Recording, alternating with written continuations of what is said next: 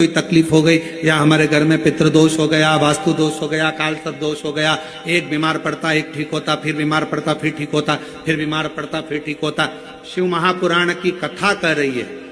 शंकर भगवान का चरित्र कह रहा है। सावन के महीने में प्रदोष का जो दिन आए, 2 प्रदोष श्रावण के महीने के 2 प्रदोष पड़ेंगे। किसी भी प्रदोष पर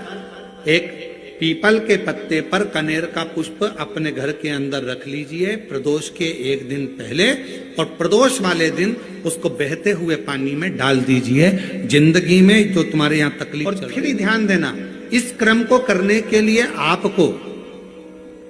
तुमरुकेश्वर महादेव का नाम लेना पड़ेगा। कौन से महादेव का नाम बोलना है? तुमरुकेश्वर महादेव। प्रयास करना, जब जब जिस महीने में जो प्रदोष पड़ा करे, जब प्रदोष पड़े, बन सके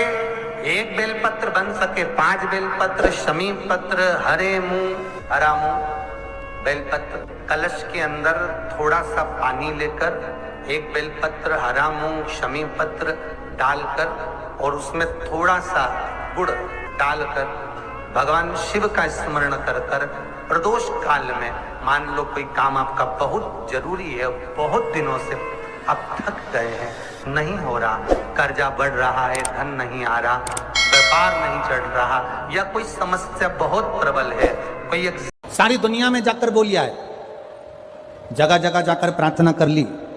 निवेदन कर लिया, तो भी तुम्हारा अगर कोई काम ना बने, तब एक काम जरूर करना, 1 बेलपत्र, 1 शमी पत्र, 1 कनेर का फूल देवाधिदेव महादेव को प्रत्येक प्रदोष के दिन शिवजी को जल चढ़ाकर समर्पित करना प्रारंभ कर दो। 2 या 3 प्रदोष निकलेगी, मेरा देवाधिदेव महादेव तुम्हारी झोली खुशियों से। द्वादशी के दिन चावल क्यों खाओ? क्योंकि द्वादशी के दिन जब हम चावल का पहला गासा खाएंगे, चावल का गासा जैसे हमारे मुंह में जाएगा,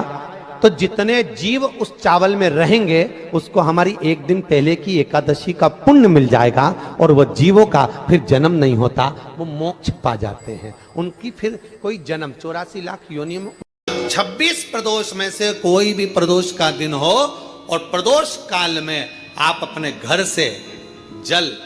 और एक हाथ में घी का भरा हुआ दीप लेकर जिस दिन शंकर के मंदिर में जाते हो, शंकर को जल चढ़ाकर हाथ का स्पर्श जलाधारी पर कर कर शिव मंदिर में दीप प्रज्वलित कर देते हो, 26 प्रदोष का पुण्य फल उसी क्षण प्राप्त हो जाता। बहुत दिनों से लगे हुए हो और वो कार्य पूर्ण नहीं हो रहा, तो शिव महापुराण का एक बड़ा सुंदर सा भाव कहा कि बेलपत्र का जो नीचे का जो भाग होता है, बेलपत्र के जो नीचे का जो भाग है, ये उनके लिए भी है जो बहुत दिनों से कोई कार्य करना चाह रहे हैं पर हो नहीं रहा, बहुत दिनों से लगे हुए हैं, आज होगा, कल होगा, परसों होगा, कोई फाइल अदालत में अटकी हुई है, कोई प्रशासनिक कार्य अटका हुआ है, कोई कार्य अटक रहा है, उसके लिए बहुत नीचे की जो डंडी है उसमें घृत लगा लो, घी का आएगा। 2 पत्ती और बीच की पत्ती के बीच का जो डंडी का भाग है, बीच की जो डंडी का भाग है, इसमें लाल चंदन लगा लीजिए, बीच के भाग में लाल चंदन। और किसी भी प्रदोष के दिन प्रातः से लेकर शाम तक के बीच में, प्रदोष काल के मध्य तक के बीच में कभी भी इस बेलपत्र को, शंकर भगवान को, ये जो डंडी का मुख है लाधारी की ओर हो, और इस बेलपत्र को शिवजी पर समर्पित कर दो। 1 लोटा जल जो आप लेकर गए हो उसको 3 बार इसी बेलपत्र को चढ़ाने के बाद जो जल लेकर गए हो वो 3 बार अपनी कामना कर कर इस बेलपत्र 108 मूंग के दाने चढ़ाइए, 108 आप चाहे तो सरसों के फूल चढ़ाइए, 108 चाहे तो सफेद पुष्प चढ़ाइए, 108 चाहे तो गुलाब की पत्तियां चढ़ाइए। पर सावन के महीने में एक नियम बनाना कि मैं 108 ये वस्तु शिव को समर्पित करती हूं। उसका कारण क्या है?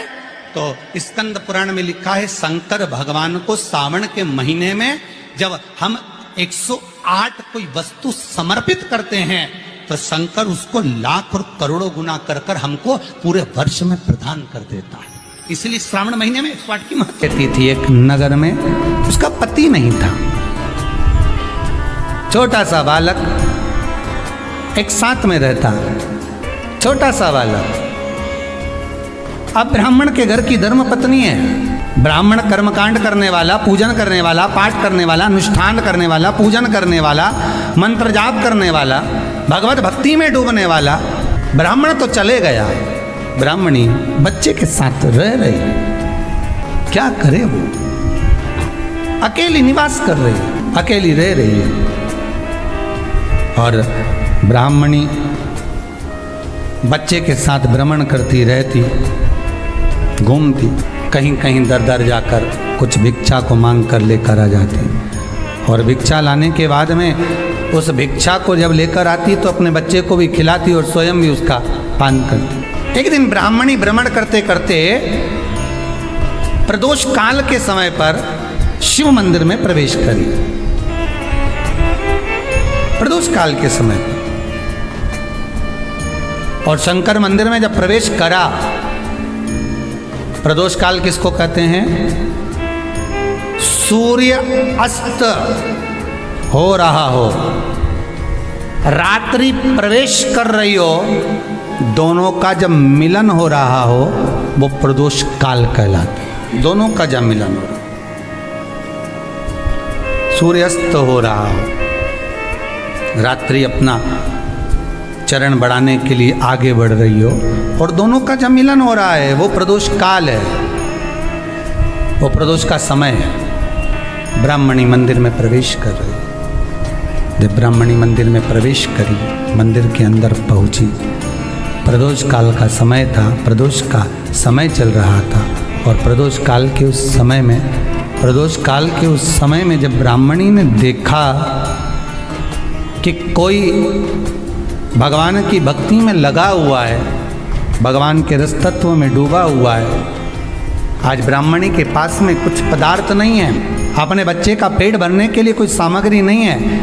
और कुछ आस लेके वो प्रवेश करी है, कुछ आस लेकर वो अंदर प्रवेश कर जाती है। कोई ऋषि की पत्नी, कोई ब्राह्मण जन की अर्धांगिनी उस प्रदोष के समय पर शंकर का अभिषेक पूजन कर रही थी, भगवान शिव की आराधना कर रही थी, भगवान की भक्ति में डूबी हुई थी। जब भगवान शिव की आराधना में डूबी हुई है, आराधना कर रही है, ये कुछ पाने के लिए चली गई, ये कुछ पाने के लिए गई, और इसके मन में आया कि मैं कुछ, मुझे भोजन का कोई पदार्थ मिल जावे, मुझे कुछ भोजन मिल जावे, और जब मुझे भोजन मिल जाएगा तब मैं जो